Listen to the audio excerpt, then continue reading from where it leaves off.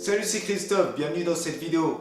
Alors aujourd'hui une vidéo un petit peu spéciale parce que peut-être que tu le sais déjà, mais je suis revenu en Australie avec un visa étudiant, donc pour venir étudier, et ça fait un peu plus d'1 an que je suis revenu avec ce visa, et du coup je pensais que c'était intéressant aujourd'hui de faire une vidéo pour te parler un peu de ce qui s'est passé et de faire le bilan sur cette année sur le visa étudiant en Australie.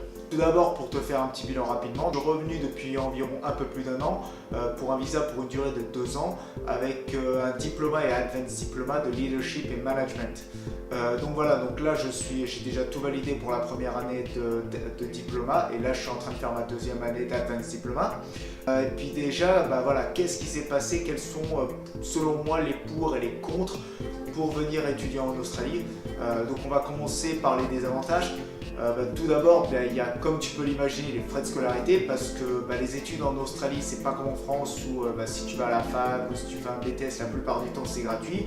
En Australie, quand tu es en étudiant international, tu dois payer les frais et les frais sont en général beaucoup plus élevés que chez nous. Donc ça déjà, c'est quand même, voilà, moi pour mon école, c'est un peu plus de 5-6 000 $ par an.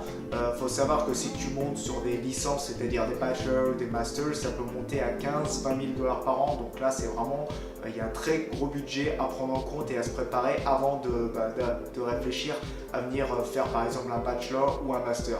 Sinon, si tu es dans mon cas, ça reste plus tranquille, ça fait environ 120 $ par semaine. Les sommes, bien évidemment, sont payables environ tous les trimestres ou tous les semestres selon l'accord que tu as avec l'école. Donc, tu n'as pas tout payé d'un coup pour l'année, bien heureusement. Ensuite, tu as l'assiduité parce que alors selon les écoles, selon ce que tu fais, il va falloir que tu ailles en cours, bien évidemment. Ça va être plus ou moins intéressant selon les cours, selon ton prof. Mais voilà, il va falloir quand même être assidu et être en cours pour répondre aux critérias de l'école et du gouvernement pour ne pas se faire embêter. Puis bien entendu, derrière tout ça, il y a les assessments, c'est-à-dire les examens. Et donc là, comme tu peux l'imaginer, ça peut être beaucoup de travail, ça peut être parfois des week-ends entiers à passer chez toi à les bosser. Moi, ça m'est arrivé plus d'une fois, voilà, passer 1 jour, 2 jours enfermé chez moi pour terminer l'assessment à temps. Donc ça peut être une bonne galère aussi à ce niveau-là. Ensuite, on a le travail bien évidemment parce que quand tu viens en Australie avec un visa étudiant, tu es limité à 20 heures de travail par semaine ou on va dire 40 heures toutes les 2 semaines. Évidemment, heureusement, cette période est illimitée en période de vacances scolaires. Donc il faut bien réfléchir à ça aussi et soit avoir beaucoup d'argent de côté, soit trouver un travail qui te permette déjà un travail flexible et ensuite un travail qui te permette de gagner pas mal au niveau de taux horaire.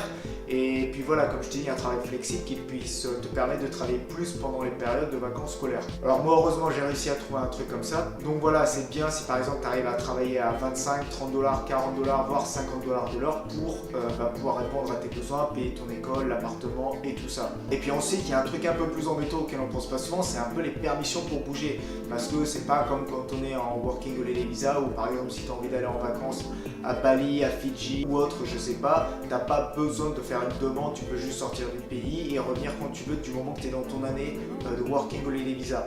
Alors là, en visa étudiant, il faut toujours prévenir l'école pour que l'école se mette en accord avec le gouvernement. Comme ça, s'ils vérifient à la douane que tu es sorti du territoire, que l'école était bien au courant et qu'il n'y a pas de problème.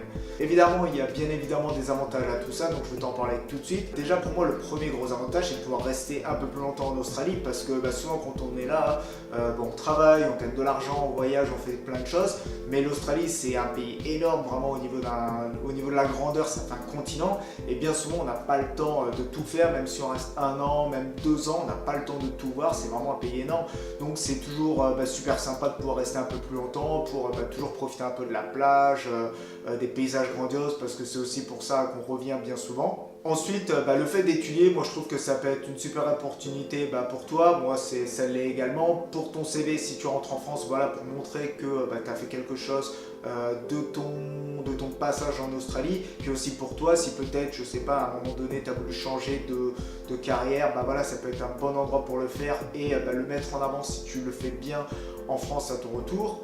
Et puis aussi, selon moi, quelque chose d'important, ça peut être très bien pour préparer ton retour parce que bien souvent quand on finit un Working Holiday Visa, on retourne en France, parfois chez ses parents et là c'est un peu le choc, on se retrouve un peu en bad parce que on comprend plus trop ce qui se passe, on est un peu en décalage peut-être par rapport à ses amis ou à sa famille, et puis ça nous fait bizarre des fois de revenir en France comme ça d'un coup sec. Et donc je trouve que le fait de rester pour moi avec un student visa en Australie, ça permet de bien préparer le retour et d'éviter justement le choc, ce qu'on pourrait appeler le post-working holiday visa depression. Et donc c'est un bon moyen pour préparer ton retour aussi, que ce soit au niveau personnel mais aussi au niveau professionnel de ce que tu vas faire, et éviter de te retrouver parfois chez tes parents au chômage à chercher du boulot pendant des mois avant que ça arrive. Donc voilà, c'est tout pour aujourd'hui. Si tu as des questions par rapport aux études en Australie, ou si toi aussi tu souhaites venir en Australie avec un student visa, n'hésite pas à me le mettre dans les commentaires juste en dessous de la vidéo, et puis je te donnerai toutes les réponses possibles. A bientôt, salut!